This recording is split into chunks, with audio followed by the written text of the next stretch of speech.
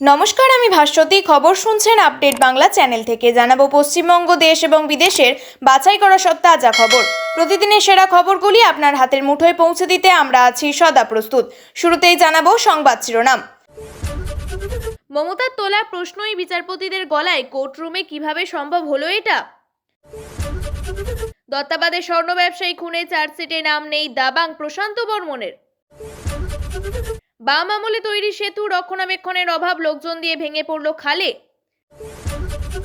দেশের মুখ্য নির্বাচন কমিশনারকে কি আদেও সরানো সম্ভব? কি সেই প্রতিক্রিয়া? ওর উদ্দেশ্য ছিল মমতা কেন কোর্টে গিয়েছেন, মুখ খুললেন শুভেন্দু। 6 বছরে 5,000 মামলা ইডির, কতটা সক্রিয় তদন্ত সংস্থা? রাজ্যসভায় তথ্য দিল নির্মলার মন্ত্রক। সত্যি হলো রাহুল বচন, সংসদে এলেনই না মোদী, প্রধানমন্ত্রীর ভাষণের আগে মুলতবি অধিবেশন। খিদিরপুরে জনতার রোষে জনতা উন্নয়ন পার্টির প্রতিষ্ঠাতা হুমায়ুন ঘিরে গো ব্যাক স্লোগানে বিক্ষোভ। হোয়াইট বক্স আবিষ্কার, নয়া দিগন্তের দিশা দেখাচ্ছে স্কটিশ চার্চ কলেজের পড়ুয়ারা।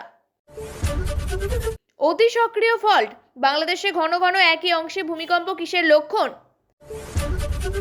ভিন রাজ্যে ফের মৃত্যু বাংলার পরিযায়ী শ্রমিকের, মুম্বাইয়ের রেল লাইনের ধারে মিলল দেহ। টি-20 বিশ্বকাপে ফেভারিট ভারত, সূর্যদের জন্য সতর্কবার্তাও দিলেন ধোনি। ছাগল চুরির গোপন কথা ফাঁস, চুঁচুড়ায় বন্ধুকে খুনের দায়ে যাবজ্জীবন 2 যুবকের। বেলডাঙ্গায় এনআইএ তদন্ত চ্যালেঞ্জ করে সুপ্রিম কোর্টে রাজ্য। কতটা আঁটোসাঁটো হলো যাদবপুর ক্যাম্পাসের নিরাপত্তা? বিস্তারিত রিপোর্ট জমা দেওয়ার নির্দেশ হাইকোর্টের। প্রায় 1 বছরের রাষ্ট্রপতি শাসন শেষে মণিপুর পেল নতুন মুখ্যমন্ত্রী, শপথ নিলেন ইউমনাম খেমচাঁদ সিং। কোরিয়ান গেমে আসক্তি, 10 তলা থেকে মরণ ঝাঁপ, প্রতিবেশীর বয়ানে আক্ষেপ, বাড়ছে রহস্য। দিদি ছোটি সি মুলাকাত হিট হয়ে গেল দিল্লিতে, এজলাসের কথোপকথন তুলে ধরে অস্বস্তি কাটানোর চেষ্টায় রাজ্য বিজেপি। সাপ হয়ে কাটে, ওঝা হয়ে ঝাড়ে, মুখ্যমন্ত্রীকে বেনজির আক্রমণ হুমায়ুনের। এবার তৃতীয়বার বঙ্গ সফরে আসছেন অমিত শাহ, সাংগঠনিক বৈঠক, মিলবে ফল? আপনাদের কাছে একটা অনুরোধ রইল, আমরা প্রতিদিন চেষ্টা করি আপনাদের জন্য সঠিক, সংক্ষিপ্ত এবং নিরপেক্ষ খবর পৌঁছে দিতে। আমাদের এই ছোট্ট চেষ্টাকে যদি আপনার ভালো লাগে তাহলে দয়া করে একটা লাইক দিয়ে পাশে থাকার বার্তা দিন। আপনাদের একটা লাইকই আমাদের আগামী দিনের অনুপ্রেরণা। এতক্ষণ শুনছিলেন সংবাদ শিরোনাম, এবার জানাবো বিস্তারিত খবরগুলি। আইটেম নম্বর 37। সুপ্রিম কোর্টে বাংলার মুখ্যমন্ত্রী মমতা বন্দ্যোপাধ্যায়ের করা এসআইআর মামলা সিকোয়েন্স নম্বর। বাংলা তো বটেই, গোটা দেশের নজর ছিল আজ সুপ্রিম কোর্টে। বিশিষ্ট আইন বিশেষজ্ঞরা একাংশ বলছেন, স্বাধীনতার পর দেশের ইতিহাসে এই প্রথমবার কোন রাজ্যের মুখ্যমন্ত্রী প্রশাসনিক প্রধান নিজেই সওয়াল করছেন সুপ্রিম কোর্টে, তাও আবার নিজের করা মামলায়। বেলা 1টার পর কিছু পরে প্রধান বিচারপতি সূর্যকান্ত, বিচারপতি বিপুল এম পাঞ্চেলি, বিচারপতি জয়মাল্য বাগচির এজলাসে প্রথম থেকে হাজির ছিলেন মমতা, কিন্তু প্রথম তিনি বসেছিলেন পিছনের সারিতে। শুনানি শুরুর কিছু সময় পরে তিনি চলে আসেন একেবারে সামনের সারিতে। আইনজীবীদের সঙ্গেই দাঁড়ান তিনি। এদিন মুখ্যমন্ত্রী বাংলার ঘটমান এসআইআর পর্বের একাধিক দিক তুলে ধরেন। তার সওয়ালের সিংহভাগ জুড়েই ছিল লজিক্যাল ডিসক্রিপেন্সির প্রসঙ্গ। এসআইআর পর্বে তথ্যগত অসঙ্গতির কারণে অনেক ভোটারকে শুনানিতে তলব করা হয়েছে। অনেক ক্ষেত্রে দেখা গিয়েছে নামের বানানের সমস্যা বা পদবি পরিবর্তন সংক্রান্ত সমস্যার কারণে শুনানির নোটিশ পেয়েছেন ভোটাররা। সেই প্রসঙ্গ উদাহরণ দিয়ে প্রধান বিচারপতির সামনে বলতে থাকেন তিনি উল্লেখ করেন কিভাবে মেয়েদের নামের পদবি বিয়ের পর বদলে যাওয়াতে তাদের শুনানিতে ডাকা হচ্ছে। কিন্তু এটা তো বাঙালিদের একটা রীতি, সেখানে কেন হস্তক্ষেপ করছে কমিশন? মমতার কথায়, একজন মেয়ে বিয়ের পরে পদবি পরিবর্তন হয়, তাদের ডাকা হচ্ছে। অনেকে অন্য জায়গায় চলে যাচ্ছেন, তাদেরও ডাকা হচ্ছে। আপনার নির্দেশ অমান্য করেছে বিচারপতি জয়মাল্য বাগচির নামের বানানের প্রসঙ্গ উদাহরণ হিসাবে উত্থাপন করেন মমতা। বিচারপতি জয়মাল্য বাগচি তখন এজলাসে উপস্থিত রাকেশ দ্বিবেদীর পদবীর উদাহরণ টেনে বলেন, ইংরেজিতে বয়ের উচ্চারণ ভ হয়, কিন্তু বাংলাতে বয়ের উচ্চারণই করতে হবে। তখন প্রধান বিচারপতি আরও উদাহরণ টেনে বলেন, রায়, দত্ত এই পদবিগুলির ক্ষেত্রে বাংলার আলাদা উচ্চারণ হয়। সুপ্রিম কোর্টের নির্দেশও অমান্য করেছেন তিনি। আত্মসমর্পণ না করে গা ঢাকা দিয়ে রয়েছেন। এরই মধ্যে স্বস্তির খবর জলপাইগুড়ির রাজগঞ্জের অপসারিত বিডিও প্রশান্ত বর্মনের জন্য। দত্তাবাদের স্বর্ণ ব্যবসায়ী খুনের মূল অভিযুক্ত হওয়ার পরেও পুলিশের চার্জশিটে তার নাম নেই। স্বর্ণ ব্যবসায়ী স্বপন কামিল্লা খুনের বিধাননগর আদালতে চার্জশিট জমা দিয়েছে পুলিশ, আর সেই চার্জশিটে প্রশান্ত বর্মনের নাম না থাকা নিয়ে শোরগোল পড়েছে। গত বছরের 29 অক্টোবর নিউ টাউন থানার যাত্রাগাছির খালধার থেকে স্বপন কামিল্লার দেহ উদ্ধার হয়। 90 দিনের মাথায় চার্জশিট জমা পড়লেও সেই চার্জশিটে 5 জনের নাম উল্লেখ রয়েছে: তুফান থাপা, রাজু ঢালি, সজল সরকার, গোবিন্দ সরকার এবং বিবেকানন্দ সরকার। কোনো অদৃশ্য ক্ষমতা বলে চার্জশিটে প্রশান্ত বর্মনের নাম রইল না, তা নিয়ে জল্পনা শুরু হয়েছে। তবে তদন্তকারীরা জানিয়েছেন, পরে অতিরিক্ত চার্জশিটে প্রশান্ত বর্মনের নাম যোগ করা যেতে পারে কিংবা প্রশান্ত বর্মনের বিরুদ্ধেও আদালতে চার্জশিট দেওয়া যেতে পারে। গত বছরের 28 অক্টোবর ওই স্বর্ণ ব্যবসায়ীকে অপহরণের অভিযোগ ওঠে, পরদিন তার দেহ উদ্ধার হয়। এই খুনের ঘটনায় রাজগঞ্জের অপসারিত বিডিও প্রধান অভিযুক্ত বলে মৃতের পরিবারের অভিযোগ। ওই খুনের ঘটনায় একাধিক অভিযুক্তকে গ্রেপ্তার করা হলেও অধরা প্রশান্ত বর্মন। তিনি গ্রেপ্তার না হওয়ায় ক্ষোভ উগরে দিয়েছেন মৃতের পরিবার। ওই খুনের ঘটনায় বারাসাত এবং বিধাননগর মহকুমা আদালত থেকে আগাম জামিন পেয়েছেন প্রশান্ত বর্মন। সেই আগাম জামিনের বিরোধিতা করে কলকাতা হাইকোর্টের দ্বারস্থ হন বিধাননগর পুলিশ। হাইকোর্টের আগাম জামিনের নির্দেশ খারিজ করে দেয় এবং 72 ঘন্টার মধ্যে আদালতে আত্মসমর্পণের জন্য গত 22 ডিসেম্বর নির্দেশ দিয়েছিল কলকাতা হাইকোর্ট। হাইকোর্টের সময়সীমা পেরিয়ে যাওয়ার পরে আদালতে আত্মসমর্পণ করেন দাবান প্রশান্ত বর্মন। তিনি ফেরার হয়ে যান। তার বিরুদ্ধে গ্রেপ্তারি পরোয়ানা জারি করেছে বিধাননগর থানার পুলিশ। সন্দেশখালীতে বড়সড় দুর্ঘটনা। কংক্রিটের সেতুতে ভেঙে পড়ল বিদ্যাধরীর জলে। কোনো রকমভাবে প্রাণে রক্ষা পেলেন গ্রামবাসীরা। জানা যাচ্ছে, বাম আমলে তৈরি কংক্রিটের সেতু হুড়মুড়িয়ে ভেঙে পড়ল বিদ্যাধরীর জলে। তবে বরাত জোরে রক্ষা সকলের। সন্দেশখালী 1 নম্বর ব্লকের বয়ারমারি 2 নম্বর গ্রাম পঞ্চায়েতের ঢোকনামারি গ্রামের ঘটনা। বামফ্রন্টের আমলে তৈরি হওয়া এই সেতু দীর্ঘদিন ধরে বেহাল। শুধু তাই নয়, ভগ্নদশা ছিল। বারবার প্রশাসনকে জানিয়েও কোনো ভালো হয়নি, এমনটাই দাবি করেছেন অনেকেই। এবং আজ দুপুর থেকে জল বেড়ে গিয়ে দুর্বল পাকা সেতু ভেঙে পড়ে, যার ফলে এপারে অল্পের জন্য রক্ষা পেয়েছেন গ্রামবাসীরা। তবে যাতায়াত বিচ্ছিন্ন হওয়ার চরম ভোগান্তিতে সাধারণ মানুষ। ঘটনাস্থলে পৌঁছান সন্দেশখালীর বিধায়ক সুকুমার মাহাতো। তিনি বলেন, আগে এই ভগ্নপ্রায় সেতুটির প্রপোজাল দেওয়া হয়েছে। কয়েকদিনের মধ্যেই কাজ শুরু হওয়ার কথা ছিল, কিন্তু তার আগে বৃষ্টি ভেঙে গিয়েছে। দেশের মুখ্য নির্বাচন কমিশনার জ্ঞানেশ কুমারের বিরুদ্ধে সাম্প্রতিক অতীতে একাধিকবার সুর চড়িয়েছেন মুখ্যমন্ত্রী মমতা বন্দ্যোপাধ্যায়। তবে মুখ্য নির্বাচন কমিশনারকে সরিয়ে দিতে যে ইমপিচমেন্ট প্রস্তাব আনার কথা বলেছেন মমতা, তা নজিরবিহীন। এর আগে কখনো দেশের কোনো মুখ্য নির্বাচনী আধিকারিকের বিরুদ্ধে ইমপিচমেন্ট আনা হয়নি। প্রশ্ন উঠেছে, আদৌ মুখ্য নির্বাচন কমিশনারকে সরানো সম্ভব? সরাতে গেলে তার প্রক্রিয়া কি বলা আছে সংবিধানে? ভারতীয় সংবিধানের 324-এর 5 নম্বর অনুচ্ছেদে বলা হয়েছে, সুপ্রিম কোর্টের কোনো বিচারপতিকে যে কোনো কারণে যে কোনো প্রক্রিয়ায় সরানো যায়। সেই একই প্রক্রিয়া কোনো মুখ্য নির্বাচন কমিশনারকে সরাতে হয়। সুপ্রিম কোর্টের বিচারপতিকে অপসারণের প্রক্রিয়া কি? সুপ্রিম কোর্টের বিচারপতিকে অপসারণের প্রক্রিয়ার কথা বলা আছে সংবিধানের 124-এর 4 নম্বর আর্টিকেলে। সেখানে বলা হয়েছে, প্রেসিডেন্ট বা রাষ্ট্রপতির অর্ডার ছাড়া সুপ্রিম কোর্টের বিচারপতিকে সরানো যায় না। এছাড়াও বলা আছে, সুপ্রিম কোর্টের বিচারপতিকে সরাতে হলে সংসদের 2 কক্ষে 2/3 সদস্যের উপস্থিতিতে ভোটাভুটি করতে হয়। তবে সেই ভোটের ফলাফল রাষ্ট্রপতির হাতে তুলে দিতে হবে। অর্থাৎ এই পুরো প্রক্রিয়া মুখ্য নির্বাচন কমিশনারের ক্ষেত্রে প্রযোজ্য হবে। কোন কোন কারণে সরানো যায় সংবিধানে বলা আছে, অযোগ্যতা এবং অক্ষমতা, এই দুটি কারণ দেখিয়ে সুপ্রিম কোর্টের বিচারপতিকে সরানো সম্ভব। অর্থাৎ চিফ ইলেকশন কমিশনারের ক্ষেত্রেও একই নিয়ম থাকে। 100 জন সাংসদের স্বাক্ষর প্রয়োজন। মোশন আনার পর ভোটাভুটি হয়, কিন্তু মোশন আনার জন্য লোকসভায় অন্তত 100 জন সাংসদের স্বাক্ষর লাগে। রাজ্যসভা ন্যূনতম 50 জন সদস্যের স্বাক্ষরের প্রয়োজন হয়। সুপ্রিম কোর্টে অবসরপ্রাপ্ত বিচারপতি অশোক গঙ্গোপাধ্যায় জানিয়েছেন, এই প্রস্তাব আনতে দেখা গেলে সংসদে অনুমোদন করতে হবে, সেখানে কমপক্ষে 100 জন সাংসদের স্বাক্ষর লাগে।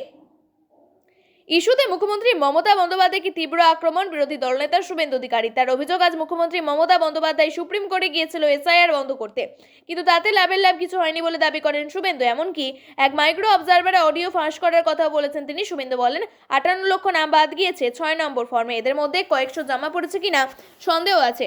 হাজারের সংখ্যা পেরিয়েছে তা কি সন্দেহ আছে? লক্ষ তো দূরের কথা। অর্থাৎ অত্যন্ত পরিচ্ছন্নতার সঙ্গে 58 লক্ষ নাম বাদ গিয়েছে। আর যাদের নাম বাদ গেছে তাদের জন্য 6 নাম্বার ফর্ম রয়েছে, কয়েকশো আছে। এছাড়াও 7 নাম্বার ফর্ম রয়েছে, কয়েকশো লক্ষ আছে। তিনি আরো বলেন, ওর উদ্দেশ্য মাইক্রো অবজারভার আটকানো। মালদহের এক মাইক্রো অবজারভার পরিচয় গোপন করে তার একটা অডিও ক্লিপ পাঠিয়েছেন। 6টায় সেখানে পোস্ট করব। বিরোধী দলনেতার কথায় উনি প্রশ্ন করেছেন, উনি বাংলায় মাইক্রো অবজারভার কেন? কমিশন বাধ্য হয়েছে, কারণ এসডিও র্যাঙ্কের অফিসারদের রাজ্য থেকে দেওয়া হয়নি, সেই কারণে মাইক্রো অবজারভার এসেছেন। তিনি বলেছেন, উনি এসআইআর বন্ধ করতে গিয়েছেন, তাতে বিগ জিরো। উনি মাইক্রো অবজারভার হঠাৎ গিয়েছিলেন, আপাতত সেই চেষ্টায় কোনো ফলপ্রসূ আনতে পারেননি। উনি আধারকে নাগরিকত্বের প্রমাণ বলতে চেয়েছিলেন, লাভের লাভ হয়নি। আর্থিক তছরূপ যা দুর্নীতি সংক্রান্ত মামলায় তদন্ত করেছে ইডি। গত কয়েক বছর কয়েকটি মামলা হয়েছে। সাজপ্রাপ্তির হার কত? বিরোধী রাজনৈতিক দলগুলি হামেশাই অভিযোগ করে রাজনৈতিক উদ্দেশ্য কেন্দ্রীয় এজেন্সিকে ব্যবহার করেছে বিজেপি সরকার। যদিও এদিন কেন্দ্রীয় অর্থমন্ত্রী নির্মলা সীতারামন মন্ত্রক জানালো, হাজার পাঁচেকের উপরে মামলার অপরাধ সাব্যস্ত হওয়ার হার 94%। মঙ্গলবার রাজ্যসভার একটি প্রশ্নের লিখিত জবাব দেন কেন্দ্রীয় অর্থমন্ত্রী পঙ্কজ চৌধুরী। তখনই তিনি জানান, 2020 সাল থেকে এনফোর্সমেন্ট ডিরেক্টর 5158টি অর্থ তছরূপের মামলা করেছে। বছরওয়ারি হিসেব দেন পঙ্কজ, যেমন 2020-21 মামলার সংখ্যা 996টি, 2021-22 সালে 1116টি, 2022-23 সালে 953টি, একইভাবে 2023-24 সালে 698টি, 2024-25 সালে 775টি, 2025-26 সালে অভিযুক্তকে দোষী সাব্যস্ত করা হয়েছে। কেন্দ্রীয় অর্থ প্রতিমন্ত্রী জানান, 2020-21 সাল থেকে ইডির মোট 43টি মামলায় দোষী সাব্যস্ত হয়েছেন, যেখানে 104 জন অভিযুক্তকে পিএমএল এর অধীনে দোষী সাব্যস্ত করা হয়। বছর বছর সংখ্যাটা বেড়েছে। দোষী সাব্যস্ত হওয়ার সংখ্যা সবচেয়ে বেশি 2023-24 সালে।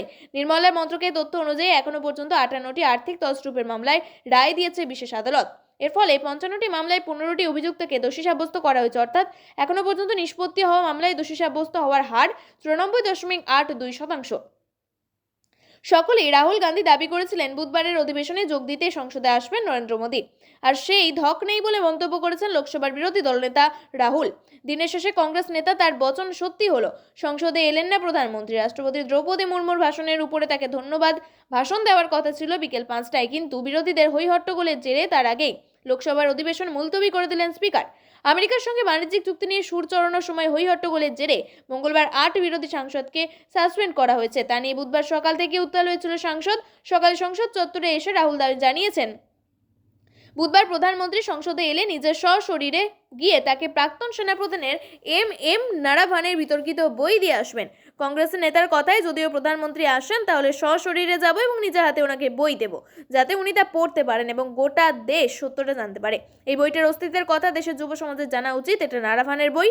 লাদাখ সংক্রান্ত গোটা বিষয়ে রয়েছে এই বইয়ে। আমার বলা হয়েছে আমি এই বইটিকে উদ্ধৃত করতে পারবো না। প্রসঙ্গত, এই বইয়ের লাদাখে চীনা আগ্রাসন সংক্রান্ত বিষয়ে যা লেখা হয়েছে তার একটি অংশ সংসদে গত সোমবার পড়তে চেয়েছিলেন রাহুল, কিন্তু শাসক শিবিরে বিরোধিতা এবং স্পিকার বাধা দেওয়ায় কংগ্রেসের নেতা তা পড়তে পারেননি। বিকেলে প্রধানমন্ত্রীর ভাষণের আগে বিরোধীদের বিক্ষোভের জেরে আরও এক দফা উত্তাল হয় নিম্নকক্ষ। তৃণমূলের, কংগ্রেস এবং সমাজবাদী পার্টির সংসদের প্লাকেট পোস্টার নিয়ে শাসক দলের সংসদের দিকে এগোতে থাকেন। অনুরাগ ঠাকুর, কিরেন রিজিজুর মতো সাংসদের বিরোধীদের থামানোর চেষ্টা করে পরিণতি আরও উত্তপ্ত হয়। খিদিরপুরে ভরতপুরে বিধায়ক হুমায়ুন কবিরকে ঘিরে বিক্ষোভ স্থানীয়দের, তাকে ঘিরে গো ব্যাক স্লোগান দেন স্থানীয়রা। সেই ভিডিও নিজে শেয়ার করেছেন ভরতপুরের বিধায়ক। তার অভিযোগ, তৃণমূলের কর্মীরা তাকে ঘিরে ধরে বিক্ষোভ দেখিয়েছেন, তবে থানায় কোনো অভিযোগ দায়ের করেননি তিনি। অভিযোগ দায়ের হলে বিষয়টি খতিয়ে দেখা হবে বলে আশ্বাস দিয়েছে পুলিশ। আজ বুধবার খিদিরপুরের একবালপুরের 16 আনা মসজিদের সামনে ঘটনাটি ঘটে। জানা গিয়েছে, নিজের কোনো কাজে এসেছিলেন ভরতপুরের বিধায়ক। সেই সময় তাকে ঘিরে বিক্ষোভ দেখাতে থাকেন স্থানীয়রা, তোলেন গো ব্যাক স্লোগানও। মুহূর্তে পরিস্থিতি উত্তপ্ত হয়ে ওঠে। হুমায়ুনের নিরাপত্তারক্ষীরা তাকে ভিড় থেকে বের করে নিয়ে যায়। হুমায়ুনের অভিযোগ, তৃণমূলের কর্মী সমর্থকেরা তাকে ঘিরে বিক্ষোভ দেখিয়েছেন, তবে তার শেয়ার করে ভিডিওতে কোনো রাজনৈতিক দলের পতাকা দেখা যায়নি। প্রাথমিকভাবে অনুমান বিক্ষোভ দেখিয়েছেন স্থানীয় জনতাই। পুলিশ জানিয়েছে, অভিযোগ পেলে বিষয়টি খতিয়ে দেখা হবে। এর আগে 5ই জানুয়ারি ব্রিগেডের মাঠ পরিদর্শনে গিয়ে বিক্ষোভের মুখে পড়েন জনতা উন্নয়ন পার্টির প্রতিষ্ঠাতা। সেখানেও তাকে ঘিরে গো ব্যাক স্লোগান ওঠে এবং খিদিরপুরে গো ব্যাক স্লোগানের মুখে পড়লেন তিনি। একেই বলে ঠেলার নাম বাবাজি। 26-এর বিধানসভা নির্বাচনে দলের টিকিট পাবেন কিনা তা নিয়ে চরম শঙ্কায় রয়েছেন মালদহের গাজলের বিজেপির বিধায়ক চিন্ময় দেব বর্মন।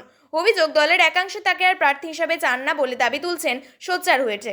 গেরুয়া শিবিরের থেকে অভিযোগ উঠছে, দলীয় বিধায়ক বিধানসভা এলাকার কিছুই করেননি। সোমবার মালদহের গাজল ব্লকের মাঝরা গ্রাম পঞ্চায়েতের পাতাল সিং গ্রামে মাথায় ইটের টুকরো বইতে দেখা যায় তাকে। হাতে কোদাল বেলচা নিয়ে স্থানীয়দের সঙ্গে রাস্তা সারাইয়ের কাজে হাত লাগাতেও দেখা গিয়েছে বিজেপির বিধায়ক চিন্ময় দেব বর্মনকে। এই ঘটনা জানাজানি হতেই চাঞ্চল্য ছড়িয়েছে মালদহের রাজনৈতিক মহলে। বিজেপি বিধায়কের দাবি, 12 বছর ধরে রাস্তাটি খারাপ হয়ে পড়ে আছে। এতদিন রাস্তা সংস্কারের জন্য পঞ্চায়েত বা ব্লক প্রশাসনের উদ্যোগ দেখা যায়নি। অবশেষে বিধায়ক নিজেই সেই দায়িত্ব নেন।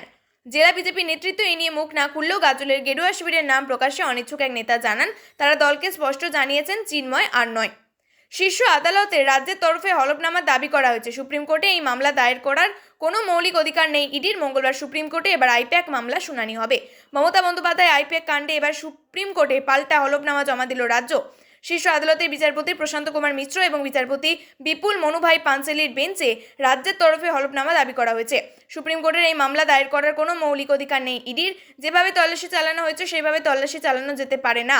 কেন আইপ্যাককে কোনো আগাম নোটিশ দেওয়া হয়নি সেই প্রশ্ন তোলা হচ্ছে রাজ্যের তরফে। সংবিধানের 32 নম্বর ধারায় প্রতিবিধান সংক্রান্ত ইডি মুখ্যমন্ত্রী মমতা বন্দ্যোপাধ্যায় এবং রাজ্য সরকারের বিরুদ্ধে অভিযোগ এনেছিল ইডি। গত 8ই জানুয়ারি সকালে বেআইনি কয়লা পাচার সংক্রান্ত একটি মামলা সূত্রে কলকাতায় জোড়া অভিযান চালিয়েছিল ইডি। একটি দল গিয়েছিল সল্টলেকের সেক্টর 5-এর আইপ্যাকের দপ্তরে, অন্য দলটি গিয়েছিল লাউন্ডন স্ট্রিটের আইপ্যাকের কর্ণধার প্রতীক জৈনের বাড়িতে। আইপ্যাকের রাজ্য সরকারের পরামর্শদাতা সংস্থা, তাদের দপ্তরে ইডির হানার কথা শুনে মুখ্যমন্ত্রী মমতা বন্দ্যোপাধ্যায় নিজে ঘটনাস্থলে গিয়েছিলেন। অভিযোগ, ইডির তল্লাশি চলাকালীন প্রতীকের বাড়িতে ঢুকে নথিপত্র, ফাইল এবং ল্যাপটপ বার করে আনেন তিনি। পরে সল্টলেকের সংস্থার দপ্তরে গিয়েও এই একই কাজ করেন। তারপরেই তদন্তে বাধা পাওয়ার অভিযোগ তুলে সেই দিনই ইডি কলকাতা হাইকোর্টে দ্বারস্থ হয়েছিল। কিন্তু 9 জানুয়ারি ওই আবেদনের শুনানি আগামী 14 জুলাই পর্যন্ত মুলতবি করে দিয়েছিলেন বিচারপতি শুভ্রা ঘোষ। এরপরই ইডির তরফে পাল্টা দাবি করা হয় বেআইনি কয়লা পাচার সংক্রান্ত এই তল্লাশি অভিযান। বৈঠক মাঝপথে বয়কট করে বেরিয়ে এসেছেন বলে দাবি মমতার। তার অভিযোগ, বৈঠকে তারা যা প্রশ্ন করেছে তার কোনো সদুত্তর মেলেনি। দুর্ব্যবহারের অভিযোগ করেন মুখ্যমন্ত্রী। দিল্লির নির্বাচন সদন থেকে বেরিয়ে পশ্চিমবঙ্গের মুখ্যমন্ত্রী মমতা বন্দ্যোপাধ্যায় অভিযোগ করেন, বৈঠকে আমাদের অপমান অসম্মান করা হয়েছে। শুধু তাই নয়, নির্বাচন কমিশনের বিরুদ্ধে সুর চড়িয়ে একের পর এক অভিযোগ করেছেন মমতা। তৃণমূলের প্রতিনিধি দলের সঙ্গে বৈঠকের পর একটি বিবৃতি জারি করেছে কমিশন, তবে অপমান অসম্মানের অভিযোগ নিয়ে একটা কথা উল্লেখ নেই সেই বিবৃতিতে। উল্টে কমিশনের বিবৃতিতে রয়েছে আইন শৃঙ্খলার কথা, কড়া পদক্ষেপের হুঁশিয়ারি। বৈঠকে মাঝপথে বয়কট করে বেরিয়ে এসেছেন বলে দাবি মমতা। তার অভিযোগ, বৈঠকে যারা তা প্রশ্ন করেছেন তার কোনো সদুত্তর মেলেনি। দুর্ব্যবহারের অভিযোগও করেন মুখ্যমন্ত্রী, তবে কমিশন তার বিবৃতিতে জানান তারা সব প্রশ্নের উত্তর দিয়েছে। কমিশন জানায়, মমতার নেতৃত্বে তৃণমূলের প্রতিনিধি দল দেখা করেছে। পশ্চিমবঙ্গে এসআইআর সংক্রান্ত তাদের কিছু প্রশ্ন ছিল, তা তুলে ধরা হয়েছে বৈঠকে। মুখ্য নির্বাচন কমিশনার জ্ঞানেশ কুমার সব প্রশ্নেরই উত্তর দিয়েছেন। দুই গোষ্ঠী সংঘর্ষের ঘটনায় রবিবার রাতে উত্তপ্ত হয়ে ওঠে গোলপার্কের কাকুলিয়া রোড। ঘটনাকে কেন্দ্র করে গুলি এবং বোমা চলে বলে অভিযোগ। স্থানীয়দের দাবি, এলাকা দখলকে কেন্দ্র করে দুই গোষ্ঠীর মধ্যে সংঘাত একেবারে রণক্ষেত্র আকার নেয়। শুধু তাই নয়, এর পিছনে এলাকার সোনা পাপ্পু এবং তার দলবল আছে বলে অভিযোগ স্থানীয়দের। কিন্তু কে এই সোনা পাপ্পু, কার মদতে, তার এই বারবারন্ত? ইতিমধ্যেই অভিযুক্ত পাপ্পুর সঙ্গে একাধিক শাসক দলের নেতার ছবি সামনে আসছে। অভিযুক্ত সোনা পাপ্পুর আসল নাম বিশ্বজিৎ পোদ্দার, কসবার তপসিয়া এলাকার বাসিন্দা। এলাকায় মানুষের কাছে পাপ্পু নামেই পরিচিত বিশ্বজিৎ। জানা যায়, পরিবারের দীর্ঘদিনের সোনার ব্যবসা এবং দোকান রয়েছে। স্থানীয়দের কথায় মাঝে মধ্যেই সেই দোকান দেখা যেত পাপ্পুকে, আর সেখান থেকেই ধীরে ধীরে অপরাধের জগতে নিজের সাম্রাজ্য বিস্তার। শুধু তাই নয়, কসবা তপসিয়া এলাকার ত্রাস হয়ে ওঠেন এই সোনা পাপ্পু। এর মধ্যেই 2015 সালে বালিগঞ্জ রেল ইয়ার্ডের এলাকা দখলের নামে যে সংঘর্ষ হয়েছিল, তাতেই এই পাপ্পুর নাম সামনে আসে। শুধু তাই নয়, পরে 2017-তে একটি খুনের মামলায় তার নাম জড়ায়। একটি পৃথক এফআইআরের নাম ছিল তার। এখানেই নয়, 2021-এর প্রেসিডেন্সি জেলের বাইরে 25 জন সঙ্গীকে নিয়ে প্রতিপক্ষ মুন্না পান্ডের উপর হামলার চেষ্টা হয়। সেই ঘটনাতে এই পাপ্পুর নামও সামনে আসে। নাগরিক সুরক্ষাকে একেবারে প্রশ্নের মুখে ফেলে বোমাগুলিতে তপ্ত শহরের প্রাণকেন্দ্র। রবিবার সন্ধ্যার পর উত্তপ্ত হয়ে ওঠে ঢাকুরিয়ার কাঁকুলিয়া মোড়। দুষ্কৃতী তাণ্ডবের পর রাতভর তল্লাশি চালিয়েছে পুলিশ। মূলত অভিযুক্ত সোনা পাপ্পু এবং তার বিরুদ্ধে গোষ্ঠীর মোট 10 জনকে এখনো পর্যন্ত গ্রেপ্তার করা হয়েছে। সিপি সুপ্রতিম সরকার আশ্বস্ত করেছেন, একজন অভিযুক্তকেও ছাড়া হবে না। তিনি বলেছেন, সারা রাত ধরে তল্লাশি চলেছে, পেট্রোলিং চলেছে, যারা ঘটনা ঘটিয়েছে তাদের কাউকে ছাড়া হবে না। কয়েকদিন আগে কলকাতা পুলিশের সিপির দায়িত্বে এসেছেন সুপ্রতিম সরকার, আর তার দায়িত্বে আসার পরই কলকাতায় এত বড় ঘটনা। অভিযুক্ত দুই পক্ষই আবার শাসক দলের ঘনিষ্ঠ। বিরোধীদের বক্তব্য, এটাই সিপির কাছে বড় চ্যালেঞ্জ। এলাকা দখলকে কেন্দ্র করে রবিবার রাতে উত্তপ্ত হয়ে ওঠে ঢাকুরিয়ার কাকুলিয়া রোড। বোমাবাজি করা হয়, গুলি চালানো হয় বলে অভিযোগ। একাধিক জন আহত হয়েছেন।